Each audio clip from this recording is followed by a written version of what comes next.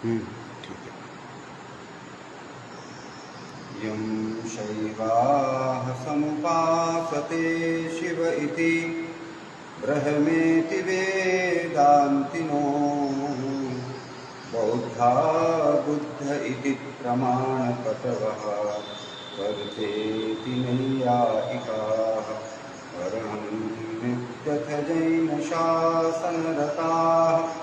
सर्वेति मीमांसकाः सोऽयं वो विदधातु वाञ्छितफलं त्रैलोक्यनाथो हरिः। गुरुर्ब्रह्मा गुरुर्विष्णुर्गुरुर्देवो महेश्वरः गुरुसाक्षात् परं ब्रह्म तस्मै श्रीगुरवे नमः। नमः सभाभ्यः। महर्षि सांदीपनि राष्ट्रीय वेद विद्या प्रतिष्ठान उज्जैन के द्वारा आयोजित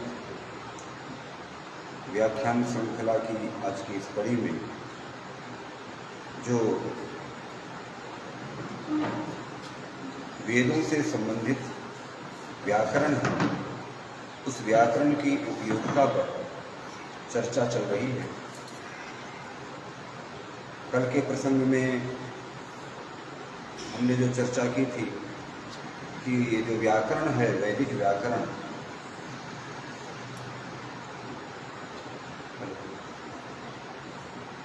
तो ये जो व्याकरण है, ये व्याकरण शास्त्र दो प्रकार से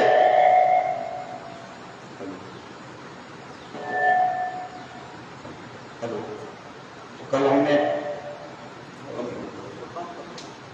हमने चर्चा की थी कि ये जो व्याकरण है ये दो प्रकार से हमारा सहयोग करता है। पहला तो वैदिक मंत्रों का जो उच्चारण है वो किस प्रकार करना चाहिए, हमें उच्चारण विधि सिखाता है व्याकरण। और दूसरा इसका उद्देश्य है कि पदों का निर्वचन करना। वैदिक मंत्रों में प्रयुक्त जो पद हैं, शब्द हैं, उनका अर्थ क्या है, कौन सी विभक्ति लगी है, किस प्रकार से शब्द का निर्माण हुआ, किस अर्थ को बताने की क्षमता रखता है और किस अर्थ को प्रकट करने के लिए वहाँ पर उस शब्द का प्रयोग हुआ है, इन सभी पर विचार व्याकरण शास्त्र करती है। कल के प्रसंग में एक आख्यान सुनाया गया इंद्रशत्रु का, जो शतपथ ब्राह्मण में वर्णित है। उसके माध्यम से समझाया गया कि किस प्रकार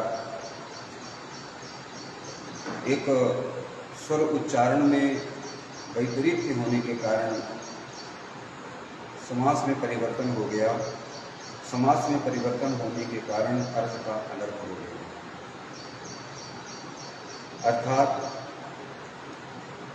जो इंद्र सत्रोर विवर्धस्व ये मंत्र है, इस मंत्र के उच्चारण में यदि हम इंद्र सत्रोर शब्द के अंतिम चरण में यदि हम दबाव देंगे, उसको थोड़ा उच्च स्वर में बोलेंगे, तो ये अंतोदात्त समासिक पद बनता है। और यदि इस प्रकार हम उच्चारण करेंगे तो इंद्र को मारने वाला व्यक्ति पैदा होगा। और यदि इंद्र सत्रोर विवर्धस्व हम प्रारंभ में ई में इसमें थोड़ा दबाव देंगे तो ये बहुब्रीहि समास का पद बन जाएगा, कहलाएगा। और इसके अर्थ के अनुसार इंद्र जिसको मारे उस प्रकार का व्यक्ति जन्म लेगा। तो उच्चारणकर्ता के दोष के कारण वहाँ पर षष्ठी तत्पुरुष समास हुआ और इंद्र को नहीं, वहाँ पर आदिदात्त हो गया, अर्थात बहुब्रीहि समास हुआ और इंद्र के द्वारा मरने वाला व्यक्ति जन्म लिया। ये आख्यान हमें बताता है कि वैदिक मंत्रों के उच्चारण में बहुत ज़्यादा सावधानी की आवश्यकता पड़ती है। न केवल वर्ण की, न केवल शब्द की, बल्कि जो मात्रात्मक विचार है उसका वो बहुत महत्व रखता है। इन सभी बातों पर कल चर्चा की गई थी। कल के ही प्रसंग में जो सामान्य दोष हैं उच्चारण के, उनकी भी चर्चा की गई, जिनसे बचने की आवश्यकता होती है। हमने ज्ञा, छ, इनकी चर्चा की, हमने वर्ण की चर्चा की कल के प्रसंग में। तो इसी प्रकार 3 प्रकार के जो सा होते हैं, गंध सा, तालव्य सा, मूर्धन्य सा, इन वर्णों का उच्चारण मुख के किस भाग से होता है और कैसे तीनों में पार्थक्य है और इन तीनों सा का उच्चारण क्यों पृथक पृथक होना चाहिए, इस पर भी हमने कल एक दृष्टांत सुनाया था कि एक पंडित जी का बालक पढ़ करके काशी से आया तो उन्होंने बेटे से पूछा कि तुमने क्या पढ़ा। उसने व्याकरण को छोड़कर सभी शास्त्रों का नाम लिया कि मैं सब पढ़ करके आया।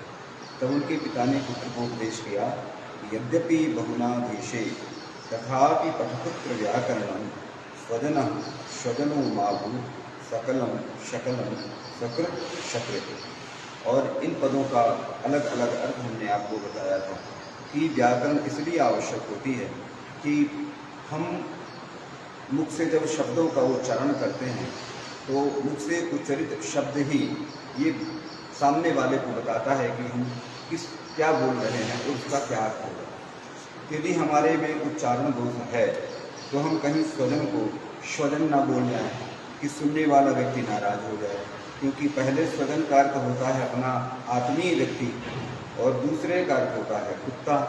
तो हम तो कह तो रहे हैं बड़े सम्मान से सामने वाले को जो है आत्मीय व्यक्ति जिसे हम प्राणों से ज़्यादा प्यार करते हैं, प्रेम करते हैं, और हमारे उच्चारण दोष में सामने वाला व्यक्ति मान बैठे कि ये मुझे कुत्ता कह रहा है, लड़ाई शुरू हो जाए।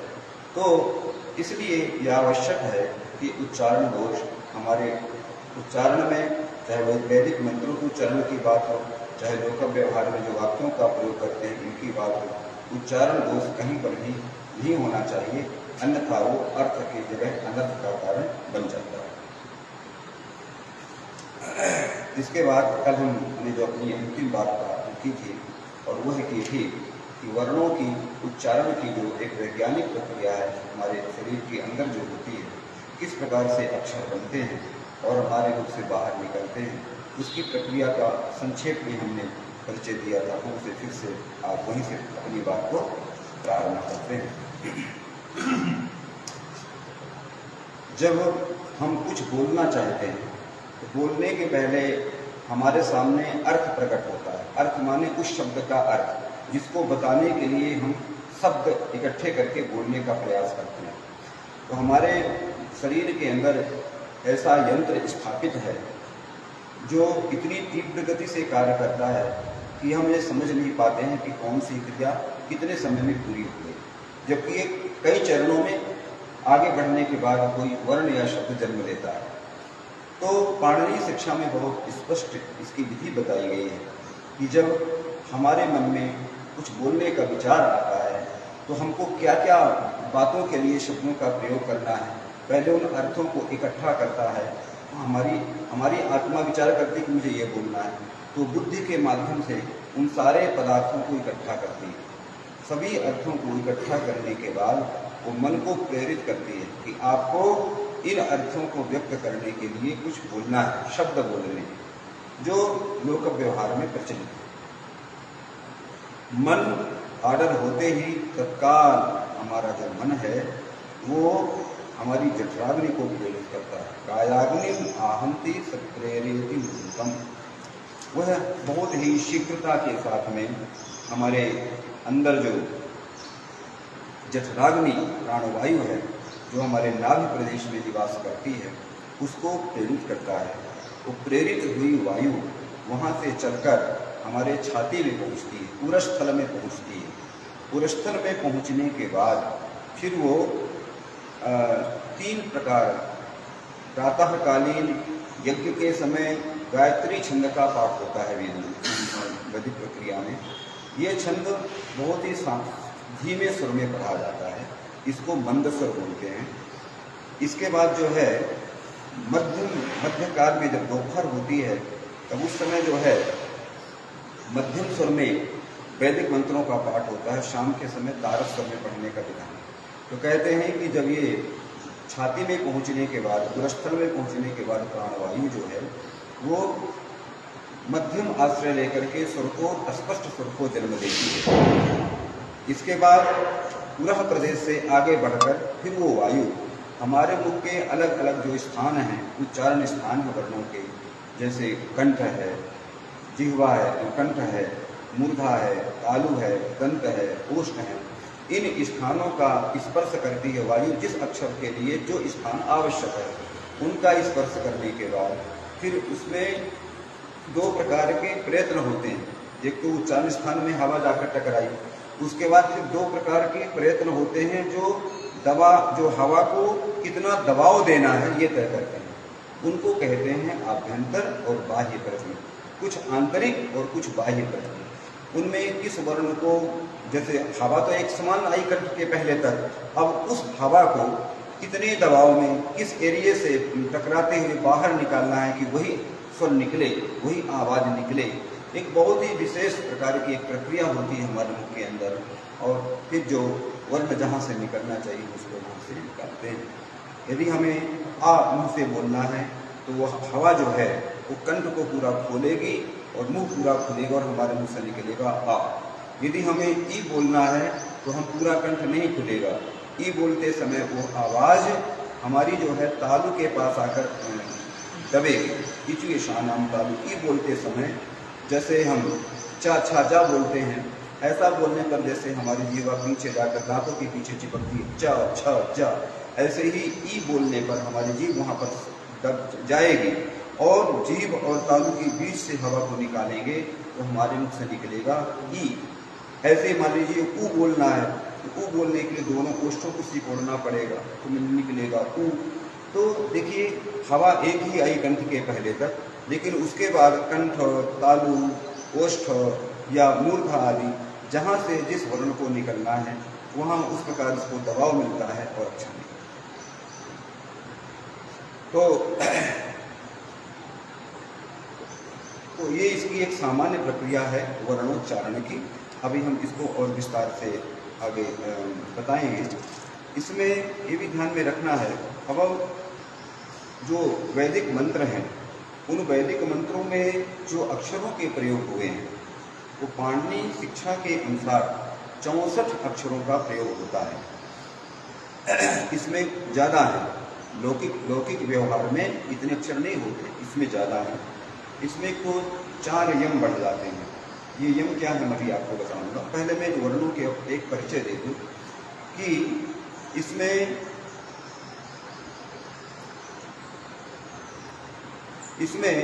21 प्रकार के तो स्वरों का प्रयोग होता है। जब वेद मंत्रों में 21 प्रकार के स्वरों का प्रयोग होता है। जैसे कि आ, ई, उ, री, ये जो 4 अक्षर हैं, ये चारों अक्षर 3 प्रकार होते हैं, ह्रस्व, दीर्घ और कुल, छोटा, बड़ा और हल्का। ऐसे करके ये जो 4 हैं ये 3 प्रकार की हुई तो 12 अक्षर हो गए। एक अक्षर होता है लृ, लृ, ये लृ अक्षर जो है एक होता है, हो गए 13। इसके बाद ए, ओ, ऐ, औ, ये जो अक्षर 4 हैं इनमें ह्रस्व नहीं होता, केवल दीर्घ और उल्ट होते हैं, तो ये हो गए 8, 12 और 1, ये मिलाकर के हुए 21। तो वैदिक मंत्रों में कुल 21 स्वरों का प्रयोग होता है। इसके बाद जब वर्णों की हम बात करते हैं तो स्पर्श संज्ञक 25 वर्णों का प्रयोग वेद मंत्रों में होता है। तो 25 वर्ण क्या है? स्पर्श संज्ञक का से लेकर मा तक, कवर्ग, चवर्ग, टवर्ग, तवर्ग, पवर्ग, प्रत्येक वर्ग में 5 अक्षर, काखा काखा अंगा आदि, चाचा दधन्या, काखा दधाना, ताथा दधना, पापा दधमा।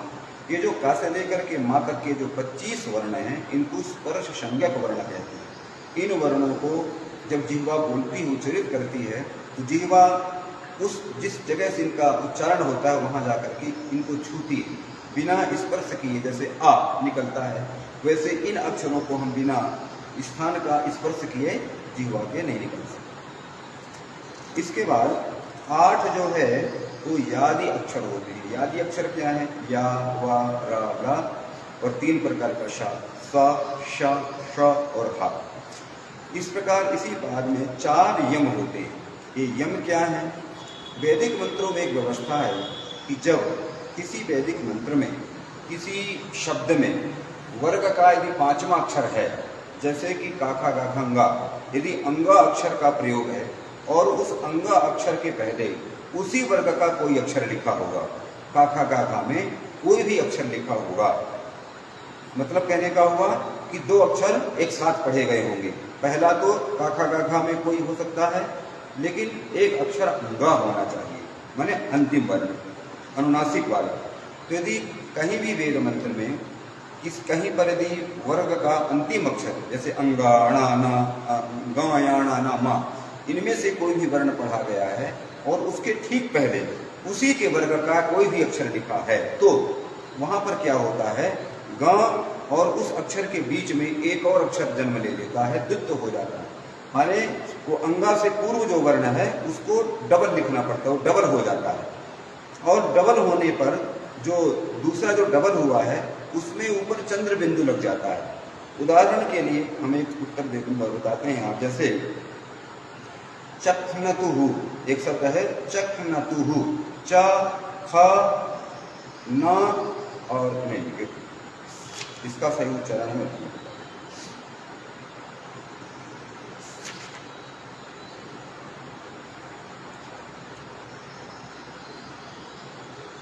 जैसे एक देखिए, अभी मैं थोड़ी देर बताता हूँ। तो अभी हम उस उदाहरण की ओर चलेंगे, आगे प्रसंग में आएगा। हाँ, मिल गया। तो देखिए, चार जो यम हैं इनकी उदाहरण देखिए। पहला मैंने उदाहरण भी आपको बताया, पलिकनी और चखनतुहु, मैंने भी चखनतुहु बताया। चखनतुहु में क्या है, चा खा ना और ता, चा खा ना और ता। पलिकनी में प ली का ना, नहीं, थोड़ा इसमें मैं सुधार करूंगा, मैं थोड़ा सा दूसरे प्रकार से इसको समझा गया। यम वर्ण ये कहलाते हैं कि जब किसी पद में अंतिम वर्ण, जैसा मैंने बताया कि वर्ग का अंतिम अक्षर होता है, मैंने ग या नामा कोई वर्ण होता है और उसके पूर्व उसी वर्ग का अपेक्षित नहीं है, वो किसी वर्ग का हो सकता है। यदि द्वितीय पंचम वर्ण ऐसा कोई आता है तो उसकी पूर्व वर्ण को यम कहते हैं और वो द्वित्व हो जाता है। जैसे उदाहरण के लिए हमने कहा पलिकनी, पलिकनी में पहले तीन शब्द हैं, पा ली आधा का और नी, ठीक है। अब ना के पहले जो आधा का आया है, ये ध्यान में रखना होता है, ध्यान में रखना है कि वो बीच में स्वर नहीं होना चाहिए, मतलब स्वर के सहित शब्द है तो वो पूर्व वर्ण नहीं माना जाएगा, वो आधा होना चाहिए। जैसे पलिकनी में का आधा है, तो जो का वर्ण है इसका वर्ण को द्वित्व हो जाएगा, तो डबल आधा का हो जाएंगे, ठीक है। तो जो दूसरा वाला का आया जो ना के पहले है उसमें चंद्र बिंदु लग जाएगा, तो इसका उच्चारण होगा पलिकनी। तो ये जो चतुर्थ वर्ण आया जो डबल वर्ण हो गया का को, उसका जो ना के पूर्व वाला जो वर्ण है जिसमें चंद्र बिंदु लगाया वही यम कहलाता है। तो सामान्य सी बात यह हो गई कि किसी शब्द में यदि अंतिम वर्ण अनुनासिक है, उसके पूर्व में यदि कोई किसी स्पर्श संज्ञक वर्णों में से कोई दूसरा वर्ण है पंचमाक्षर को छोड़कर, तो उसको द्वित्व हो जाएगा और जो द्वित्व में जो दूसरा रूप आया उसको चंद्र बिंदु लग जाएगी वहां पर। कंगन, ये हाँ, तो कंगन में इसलिए नहीं हो पाएगा कि वो अंत में वर्ण होना चाहिए। जैसे कंगन में ना, यदि ना शब्द जो है, ना के पूर्व जो शब्द है गा, यदि वो हलंत होता तो वहां पर हो जाता। तो मैंने शब्द के अंत में यदि कंगना, कंगना, हाँ, कंगना में भी क्या है कि हाँ, लास्ट वाला है। हाँ, तो कंगना में भी क्या है, कंगना में क्या है कि लास्ट में ना अक्षर है, अंत में क्या है ना, और उसके पूर्व जो गा है उसमें आ है, और मान लीजिए आ नहीं भी है तो पंचमाक्षर नहीं होना चाहिए। अंत में पंचमाक्षर होगा लेकिन उसके पहले का वर्ण जो है वो पंचमाक्षर ना होकर वो वर्ग का पहला से लेकर चौथे तक का अक्षर होना चाहिए। तो ये उन्होंने पलिकनी में जो है का रूपीयम, चखनतुह में खारूपीयम, जगनुमतुह में गारूपीयम, जंगनतुह में खारूपीयम, ऐसा इन्होंने चार प्रकार के यमों की यहाँ पर चर्चा बताई। अब यहाँ पर ये ध्यान में देना है कि इनका उच्चारण कैसे होता है। तो बोले इनका जो उच्चारण है वो जैसे कांसे में आप एक कंकड़ मार दीजिए, तो जैसे कांच जो है वो जो कांसा है वो जैसे कंपन करता हुआ आवाज करता है, वैसे ही इसका उच्चारण किया जाता है। अर्थात पलिकनी पलिकनी पलिकनी, तो नाक से बोलना है और इसका जो उच्चारण है ये हल्की कंपन लेकर के होना चाहिए। तो बड़ी बहुत सूक्ष्म और कठिन विधि है, जिसे वैदिक ही संभालते हैं। लेकिन हमने जैसा आपको कहा कि इंद्र शत्रु जैसा वाणी वज्र ना बने, तो ये जो समझदारियाँ आवश्यक हैं पढ़ने की। इसलिए कल हमने आपको प्रसंग में बताया था कि विद्या ब्राह्मणों के पास में आई और बोली, मुझे ऐसे व्यक्ति को मत देना जो व्यक्ति जो है असंयमी हो, जो व्यक्ति जो है अंदर कुछ बाहर कुछ हो, है ना, उसी मत देना, और अयोग्य व्यक्ति को मत देना, नहीं तो मेरा दुरुपयोग करेगा। तो ये वेद वाणी पर सबका अधिकार ही नहीं है, ये बहुत ऊंचे दर्जे की वाणी, इसको उच्चारण में, इसको संभालने में, इसका प्रयोग करने में बड़ी सावधानियाँ होगी। वो अलग बात है कि कोई जबरदस्ती पढ़े तो कोई रोकेगा नहीं, वो तो वहाँ पर वाणी तो वज्र बनेगी। लेकिन यदि इस मंत्र का सही अर्थ और सही लाभ प्राप्त करना है तो शास्त्रीय विधि से वैदिक मंत्रों का अध्ययन, इनका पाठ और उनको संभालना बहुत आवश्यक है। गायत्री मंत्र वैदिक मंत्र? हाँ, वैदिक मंत्र है ना, वो गायत्री छंद में लिखा हुआ है, और गायत्री मंत्र वैदिक मंत्र वो। अब अगला देखिए, इसी प्रकार से जो है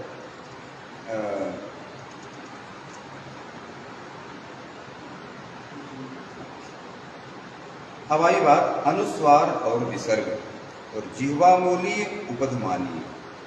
ये अनुस्वार और विसर्ग, इनको अयोगवाह भी बोलते हैं। अयोगवाह ऐसे अक्षरों को कहा जाता है जो अकेले प्रयोग में कभी नहीं आते, जैसे विसर्ग है, अनुस्वार है। एक जिह्वामूलीय होता है, वो विसर्ग का ही एक रूप है, और उपधमानी भी विसर्ग का ही एक रूप है। माने पा के पहले यदि विसर्ग आता है तो वो अर्ध विसर्ग के सदृश एक चिन्ह हो जाता है, उसको उच्चारण में थोड़ा चेंजिंग आ जाती है। इसी प्रकार का के पूर्व विसर्ग है तो अर्ध विसर्ग के सदृश बदल जाता है। तो ये चार वर्ण को अयोगवाह बोलते हैं। अयोगवाह माने जो बिना योग के, बिना किसी के सहारे नहीं चल सकते। जैसे अनुस्वार है तो अनुस्वार का उच्चारण आप बिना किसी स्वर के या बिना किसी वर्ण की सहायता के कर ही नहीं सकते, नहीं तो मुंह से निकलेगा ही नहीं। इसी प्रकार से जो है विसर्ग है, ये अलग से इसका उच्चारण नहीं संभव है, वो स्वर के साथ ही संभव है। इसी प्रकार से जो है वो का और खा के पूर्व जो अर्ध विसर्ग के स्वर से चिन्ह आता है उसको अह बोलते हैं। तो ये क्रम से उनको जिह्वामूली और उपधमानी कहा जाता है।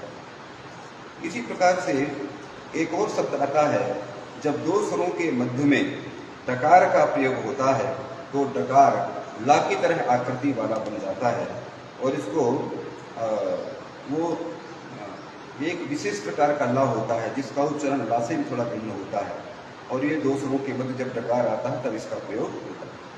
इसी प्रकार लृ जो है,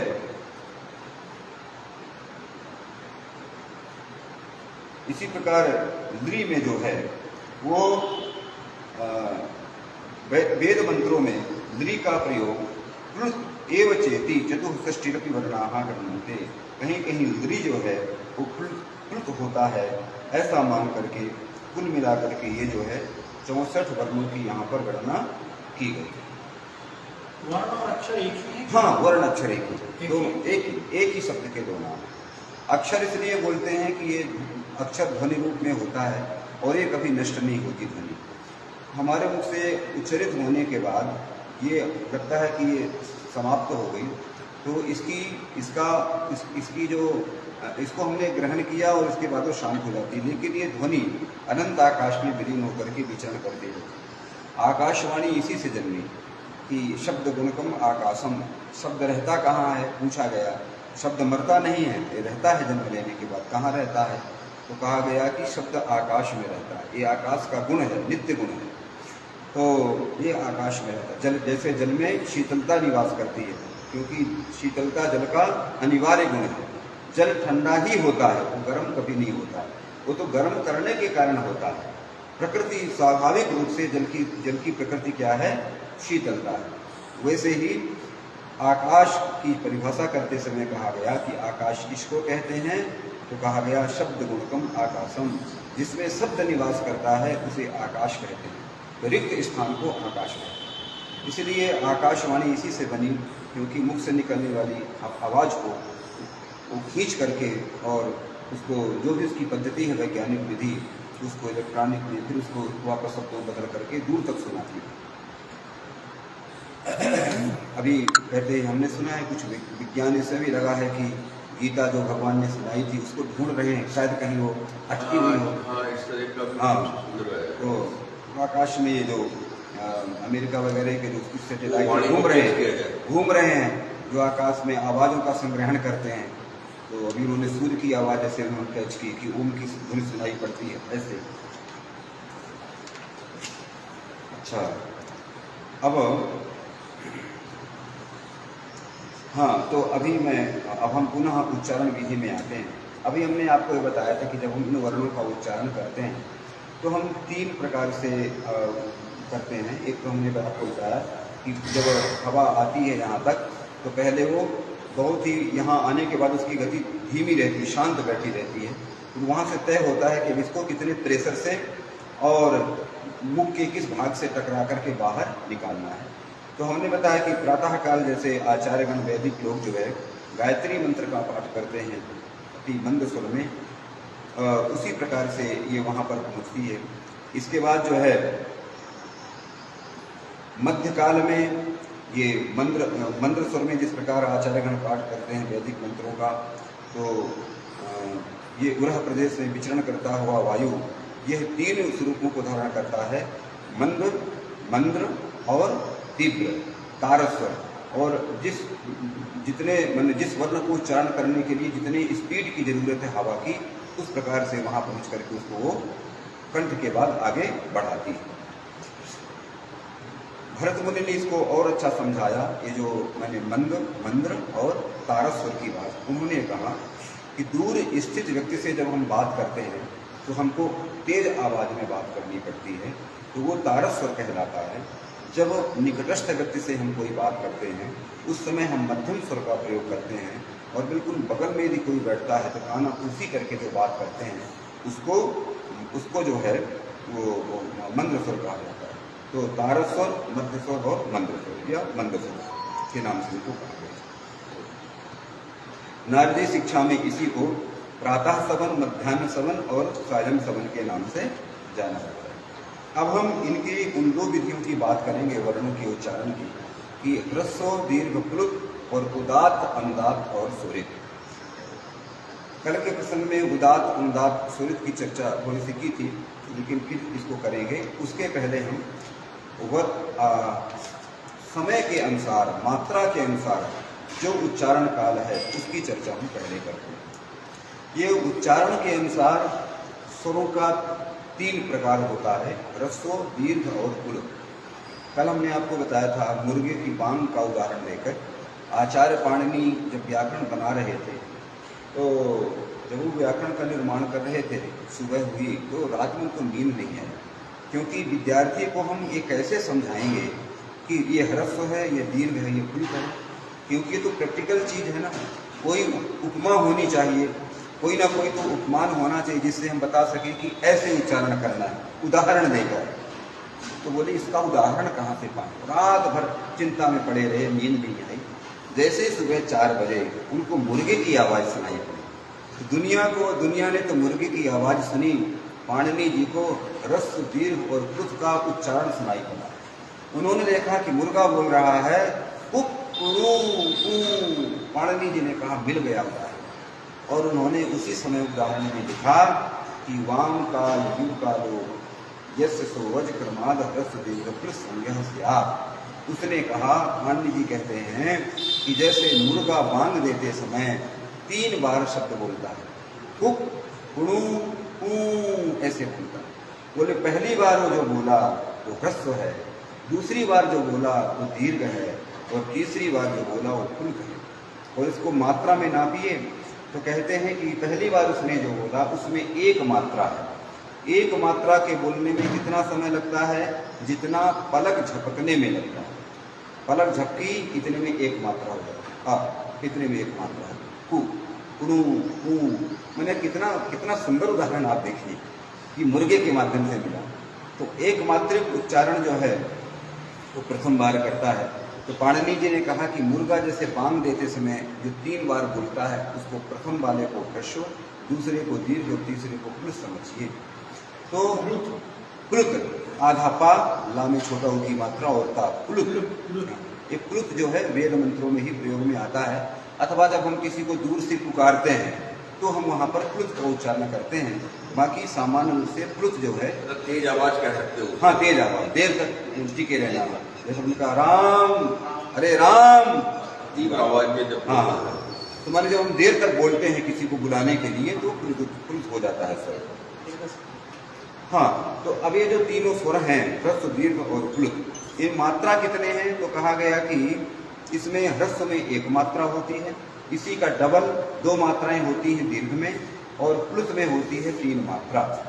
यदि हम इसको अलग अलग पक्षियों की ओर से देखें तो नीलकंठ पक्षी हमेशा एक मात्रा से क्या आशय है? हाँ, माने वो 3 बार पलक झपकाने में जो टाइम लगता है, माने उस समय का मापन है, उस समय का मापन है कि एक पलक झपकने का टाइम 1 मात्रा। तो कई हाँ, वही तो हाँ, तो मैंने वही जिसमें का तो का हमने कहा 1 मात्रा, का 2 मात्रा, का ये 3 मात्रा। तो ध्यान में रखना है, ये बता रहे हैं कि ह्रस्व में 1 मात्रा, दीर्घ में 2 मात्रा, प्लुत में 3 मात्रा। यदि हम इनको अलग अलग उदाहरणों से देखें तो नीलकंठ पक्षी हमेशा ह्रस्व बोलता है 1 मात्रा में, कौवा हमेशा 2 मात्रा का उच्चारण करता है, काम काम हमेशा वो 2 मात्रा बोलता है, और मयूर हमेशा 3 मात्रा में ही बोलता है। कितना सुंदर उदाहरण देखिए, मयूर हमेशा प्लुत ही बोलता है, वो कभी थोड़ा बोल के नहीं रुकता, और कौवा हमेशा 2 मात्रा ही बोलता है, वो थोड़ा और ज़्यादा देर तक नहीं बोलता, और नीलकंठ पक्षी ह्रस्व ही बोलता है। तो इन 3 पक्षियों के उच्चारण से भी इसको समझ सकते हैं। मुर्गा तो तीनों बोलता है, मुर्गा तीनों में, मुर्गा, मोर, नीलकंठ और कौवा, ये 4 पक्षी। हाँ, तो मैंने 3 को तो अलग अलग बताया कि मोर हमेशा प्लुत ही बोलता है, कौवा हमेशा दीर्घ बोलता है, नीलकंठ हमेशा ह्रस्व बोलता है। और यदि एक ही उदाहरण देखना तो मुर्गा तीनों बोलता है। अब आप जी, पक्षियों की जो है वो मतलब उपमा जो है वेद मंत्रों में आई है, हाँ, वैदिक व्याकरण में आई है। उनको समझाने के लिए विद्यार्थी कैसे समझेगा, इसलिए वो बताया गया। कभी गुरुजी पढ़ा के चले गए, वो भूल जाए तो पक्षी तो आसपास ही घूमते रहते हैं, उनसे वो सीखेगा। देखिए कितना सुंदर ये अध्ययन का मनोविज्ञान था। अब देखिए, अब आपने वेद मंत्रों में देखा होगा कुछ पंडितों को, ये लोग गायत्री अंत में पढ़ा करते हैं पुष्पांजलि के समय, उसमें अज्ञानता के कारण वो पंडित बहुत लंबे समय तक प्लुत को टांगे रहते हैं, है ना। जैसे बोलेंगे ओम दाशरथाय विद्महे और दाशरथाय विद्महे कौसल्यानंदनाय धीमहि तन्नो, अगर हटा नहीं, चलता ही नहीं है, हाँ, वो नहीं करना चाहिए। मात्रा तय है ना कि प्लुत का उच्चारण आपको 3 मात्रा में ही करना है, लेकिन वो अज्ञानता है ना, उनको अच्छा लगता, हाँ पंडित बहुत देर तक सांस टांगे है, बहुत अच्छी पूजा चल रही है, जबकि वो वेद की दृष्टि से वो अवैधिक हो गया, गलत हो गया। हाँ, वहाँ पर वो तान थोड़ी चढ़ाए हो आप संगीतज्ञ की कि आप उतरे नहीं रहे हो ताली बजाए, तो वहाँ तो आप वेद मंत्र बोल रहे हैं, तो शास्त्र जो आदेश करता है जैसे उच्चारण का वैसे करना चाहिए। तो ये सबको समझने की आवश्यकता है, विद्वानों को भी और पंडितों को भी। तो इस प्रकार से ये 3 प्रकार से इन स्वरों के उच्चारण की स्थिति तो बताई गई मात्रा के अनुसार। और दूसरा कल के प्रसंग में बताया गया था ये उदात्त, अनुदात्त और स्वरित। ये जो उदात्त, अनुदात्त और स्वरित होता है ये ह्रस्व दीर्घ प्लुत में ही होता है। माने ये उदात्त, अनुदात्त, स्वरित अलग से कोई ह्रस्व दीर्घ प्लुत नहीं है, ये तीनों ह्रस्व में भी होते हैं, ये तीनों प्लुत में भी होते हैं, ये तीनों दीर्घ में भी होते हैं। अब यहाँ पर जैसा हमने बताया कि अब ह्रस्व में उदात्त, अनुदात्त, स्वरित का उच्चारण कितना टिपिकल है, कठिन है, आप समझ सकते हैं कि हमको बोलना है अब इतने में ह्रस्व पूरा हो गया है। अब इतने कम समय के उच्चारण वाले अक्षर में उदात्त, अनुदात्त और स्वरित को फिट करना कितना कठिन काम है।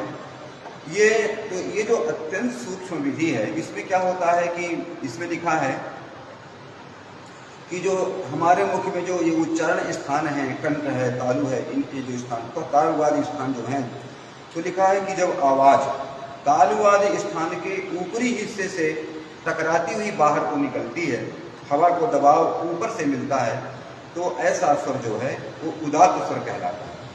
जब तालुवादी स्थानों के निचले स्तर से, मैंने जीवा के निचले स्तर से जब आवाज निकलती है, बाहर जाती है, तो वो स्वर कहलाता है अनुदात्त। और दोनों के बीच से जब हवा का प्रवाह बाहर निकलता है, वो कहलाता है स्वरित। अब आप समझिए कि हमारे मुख से निकलना है अ, अब इस आ को, ह्रस्व आ को हम कितना, इसको हम थोड़ा ऊपर उठा करके बोलें कि ये उदात्त कहलाए, कितना दबाएं नीचे ये अनुदात्त कहलाए, और कितना बैलेंस में बना के रखें कि ये स्वरित कहलाए। वो जो इंद्र शत्रु जब शब्द जो वाणी रूपी वज्र बन गया, तो ह्रस्व दीर्घ उसके कारण नहीं, वो सभी जानते हैं कि छोटे ह्रस्व को कैसे बोलना, दीर्घ को कैसे बोलना। वो आदमी मारा गया इसी चक्कर में कि वो सही रूप से उदात्त नहीं बोलता। जहाँ पर उदात्त बोलना तो उसकी जगह दूसरी जगह उसमें दबाव दे करके बोल दी। तो आप इससे ये अंदाज़ा लगाएं कि ये जो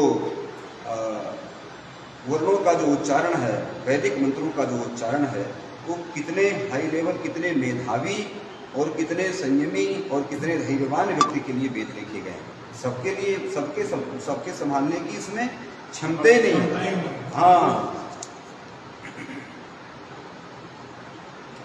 यदि उदात्त अनुदात्त स्वरित को यदि हम थोड़ा सा और सही शब्दों में हम पढ़ने का प्रयास करें, समझने का प्रयास करें, तो हम उसको इस प्रकार से समझ सकते हैं कि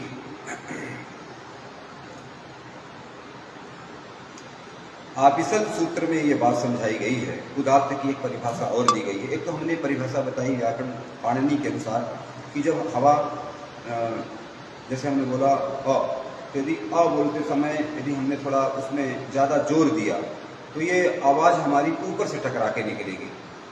यदि हमने इसको नीचे दबा करके आ का उच्चारण किया तो हमारी आवाज़ नीचे से निकलेगी, और यदि हमने मध्यम में इसको लिया तो हमारी आवाज़ बीच से निकलेगी। आप इस सूत्रकार शिक्षा सूत्र में इसको और दूसरे शब्दों में समझाया गया। कहा गया कि जब तीव्र प्रयत्न हो, मतलब आप आ बोल रहे हैं आ, तो जब आप पूरे पावर से ह्रस्व आ का उच्चारण करते हैं तो आपका प्रयत्न तीव्र होना चाहिए, मतलब आप पूरे रफ्तार से आ को बोल रहे हैं। जैसे भाई हम अ बोल सकते हैं अ, तो जैसे हम बोले अ, इस प्रकार तीव्र प्रयत्न वाली हवा से जब हम आ का उच्चारण करते हैं और उस पर हमारे शरीर का निग्रह हो और कंठ और विवर हमारे थोड़े खुले हुए हैं। जैसे हम बोलेंगे अ, तो स्वाभाविक है अ बोलने पर गला हमें खोल के रखना पड़ेगा। जब हम तीव्र गति में बोलेंगे तो कंठ का जो विवर है, बिल छेद, वो खुला हुआ रहेगा, और तीव्र गति के कारण हमारे स्वर में रुक्षता आ जाती है, तो सुनने वाले को जरा कड़वा लगता है कि वो बहुत तेज बोल रहा है, आवाज़ कड़क करके बोल रहा है। तो ऐसा स्वर उदात्त कहलाता है। हमने जैसे बोला अ, तो ऐसा हमने जो बोला कि सुनने वाले को कर्ण से अप्रिय लगा और गला खुला हुआ था, ऐसे प्रकार का जो हमने ह्रस्व स्वर बोला, इसमें इस प्रकार के उच्चारण में ये उदात्त ह्रस्व स्वर कहलाएगा। फिर कहते हैं कि जब मंद प्रयत्न हो, जैसे हमने कहा अ, तो अ जब हम बोल रहे हैं उससे थोड़ा कम है तो शरीर थोड़ा हम शिथिल कर देंगे, कड़क नहीं रखेंगे, और कंठ और विवर खोल देंगे, और वायु की गति मंद होने के कारण ये सुनने वाले को स्निग्ध लगेगा। तो इस प्रकार का स्वर, हाँ, तो जब हमारा प्रयत्न मंद हो जाएगा, कंठ विवर खुला रहेगा और वायु की मंद गति के कारण हमारा स्वर धीमा हो जाएगा, हमारे स्वर में स्निग्धता रहेगी, तो इस प्रकार का स्वर अनुदात्त स्वर कहलाएगा। जैसे अ, तो हमने बोला अ, तो अ सुनने वाले व्यक्ति को कठिनाई नहीं हुई, क्योंकि उसको कर्ण में प्रिय लगा, इसकी ध्वनि की तीव्रता धीमी थी। स्वरित क्या है तो बोलते हैं जहाँ पर न ज़्यादा तीव्र बोले न ज़्यादा धीमा बोले, दोनों का मिश्रण। जैसे हमने बोला अ, तो ये सम्मिश्रण वाला जो स्वर है वो स्वरित के नाम से जाना। इसके अलावा फिर 8 प्रकार के उच्चारण स्थानों की चर्चा है ना, और उन 8 प्रकार के उच्चारण स्थानों से, जैसे उरस हुआ, कंठ हुआ, शिर हुआ, जिह्वा, मूल, दंत, नासिका, दोनों ओष्ठ, तालु, शिक्षा ग्रंथों में इस प्रकार से 8 स्थानों से वर्णों के उच्चारण की विधि समझाई गई।